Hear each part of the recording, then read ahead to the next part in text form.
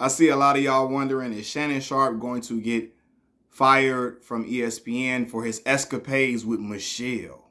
His Michelle. And y'all, I don't think so. I don't think so. First, Shannon Sharpe claims he was hacked.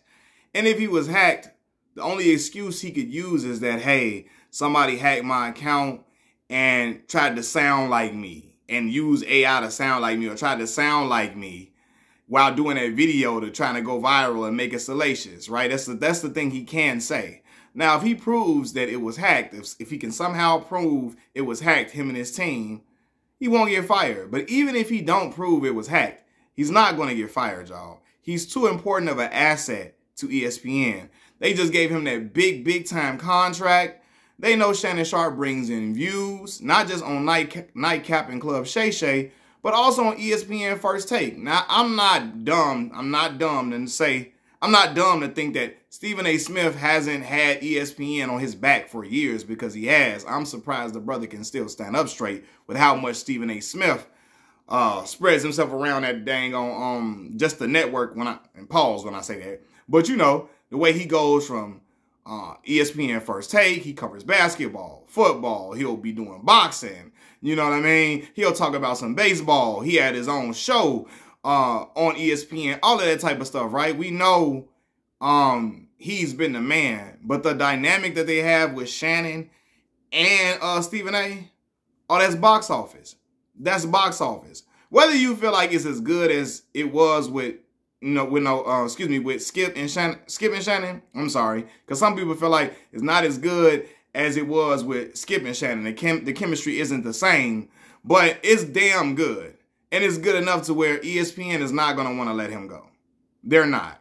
They value him. Now, Paul Pierce was something different, because I know y'all going to say, well, look what happened to Paul Pierce. Look what happened to Paul. Paul was not that important of an asset for ESPN. He wasn't. He was cool to have, but people weren't tuning in for Paul. They weren't. People weren't gravitating to Paul's personality. Like, he did a much better job on FS1 Undisputed than he did on ESPN, right? Like, he brought a different perspective, and I saw him in a different light when he went to FS1 Undisputed. But on ESPN, they didn't value Paul like that, so that's why they got rid of him. If anything, Shannon might face a little suspension. The same way, like, if LeBron James or Michael Jordan would have been involved in the brawl, the malice at the palace, the brawl in the palace of Auburn Hills, right? Detroit Pistons, Indiana Pacers brawl. If LeBron James or Michael Jordan would have been involved in that, they not suspending them. They not. They need those names. They are too big of a name. They're too box office to make them suspend for the whole year. They gonna suspend them? I'm sorry. They would suspend LeBron and Michael Jordan, but not for the whole damn year. Not for the entirety of the season. No, too much bank, too much bread on that, dog. They suspended Ron Artest and them the whole year. That ain't happening to Michael Jordan or LeBron. No, too valuable of an asset. We gonna suspend you. We gonna reprimand you to appease the audience, to appease everybody else who feel like, hey, it's not fair.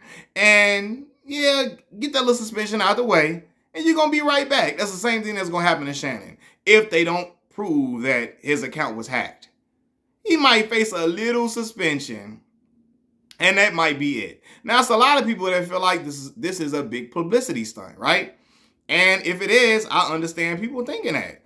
Because it's like, yo, first, because I was going to say he can't say he accidentally went live, because it's just too many steps to go live. He can say somebody hacked his account and they had it and they just did some AI type stuff with a voice, or he had somebody that could really sound like him on there or something like that, right?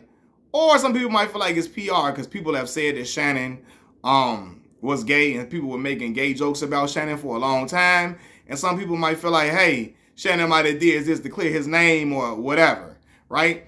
But I don't know, man. I don't know. Whatever it is, it got the people talking. It got people ready to tune in to Nightcap tonight. He coming on Nightcap tonight, because everybody like, yo, when is the next episode of Nightcap? Nightcap finna have the most viewers it done had, and Nightcap get a ton of viewers, right?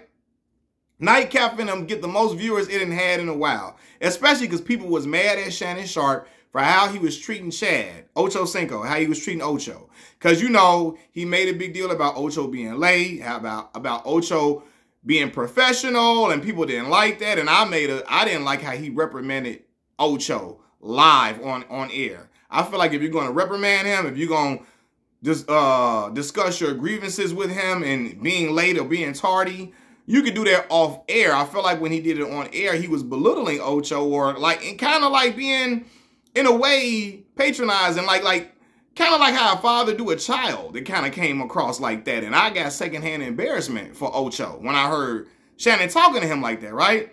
And maybe Shannon like, hold on, wait a minute. We gotta stop this for people get off Nightcap and not want to be around, for people start saying they don't want to be on the show, they don't want to tune into the show no more, because people was really talking about it and really like, yo, I'm disappointed in Unc. And even I said that, right? Because I'm a big fan of Shannon and his media career and all of that. I've been watching since he been on First Take, when he came on First Take as a guest when Stephen A. Smith was out.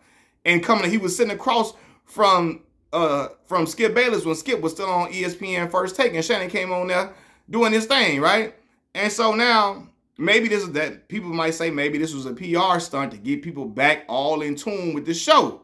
Because now the viewers ain't going nowhere. No matter how mad they might be at Shannon for what he did for with Ocho, now they can laugh it off. Now Shannon can say, hey, I tried to criticize you and critique you about being professional, and look what happened. He, ha, ha, ha. All is forgiven. You see Chad is laughing and like, who professional? Chad is playing into it and he laughing about it now.